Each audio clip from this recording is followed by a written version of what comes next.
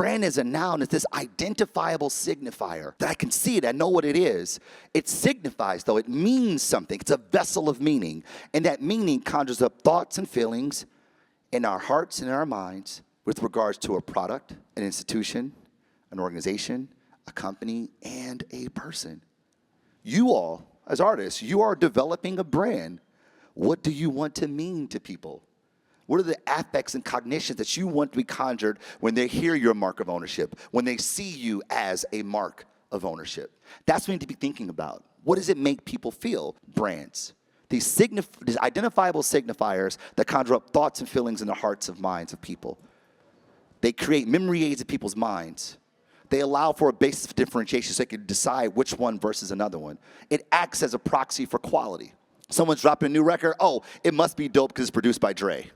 Oh, it must be dope because it's by Frank Ocean. I'm a big Frank Ocean fan, right? It must be dope because of all the cognitions and affects that you have associated with a particular artist.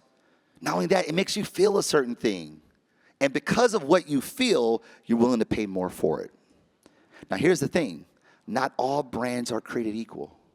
While all brands can benefit from these brand effects, not all of them benefit from them equally. We typically think about brands as a way of marking a good product. And people will buy my product because my razor's sharper, my battery lasts longer, my car goes faster, my shampoo gives you body, whatever that means. I still don't know what that means. But what we find is that even an inferior product, empirically, people will still buy religiously, loyally, not because of what it is, but because of who we are. We typically think about a strong brand as being one that everyone knows. But that's actually table stakes for strong brands. Right? It's actually just to enter the category or enter the conversation, people have to know who you are. But there are a lot of brands that we know about that we never buy from. When the last time you've been to JCPenney's? Exactly. Last time you've been to Sears?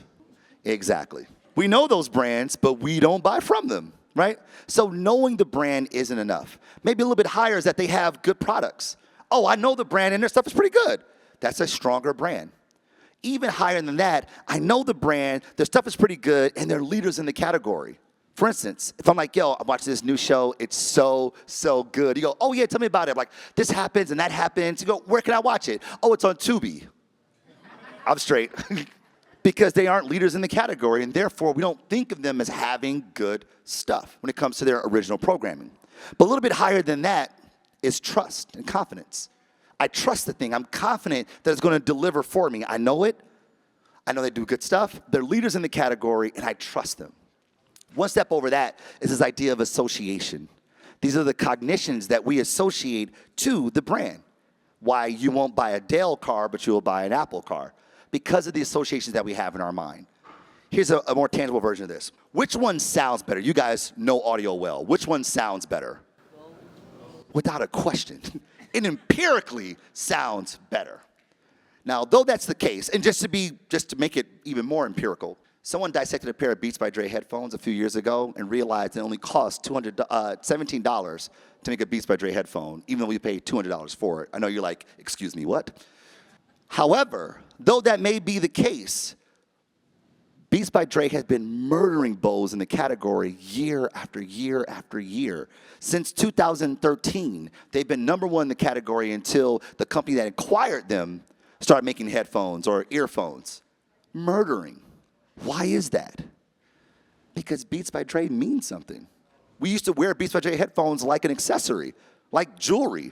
We wear it around our neck even if we're not listening to music. Why? Because it says something about who we are.